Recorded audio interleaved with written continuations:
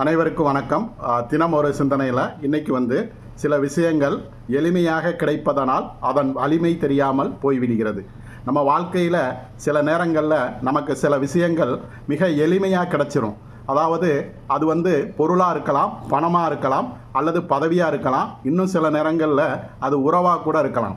அப்படி நமக்கு அது எளிமையாக கிடைச்சது அப்படிங்கிற ஒரே காரணத்துக்காக அதோட வலிமை தெரியாமல் அதை நாம் சரியாக பயன்படுத்தாமல் உதாசீனப்படுத்துவோம். அப்படி உதாசீனப்படுத்துறதன் மூலமாக அந்த விஷயம் அது எவ்வளோ பெரிய விஷயமாக இருந்தாலும் சரி, அது நமக்கு ரொம்ப சர்வசாதாரணமாக தெரியும். அதே நேரத்தில் ஒரு சாதாரண விஷயம் நம்ம போராடி வாங்கினோம் அப்படின்னா அந்த விஷயம் நமக்கு மிகப்பெரிய விஷயமா தெரியும். அப்போது எந்த விஷயமா இருந்தாலும் சரி, அது எளிமையாக கிடைத்தாலும் சரி, போராடி பெற்றாலும் சரி, எது நமக்கு தேவையோ அந்த விஷயத்தை நாம் பத்திரமாக பாதுகாக்க வேண்டும். அதுதான் நமக்கு நல்லது. நன்றி.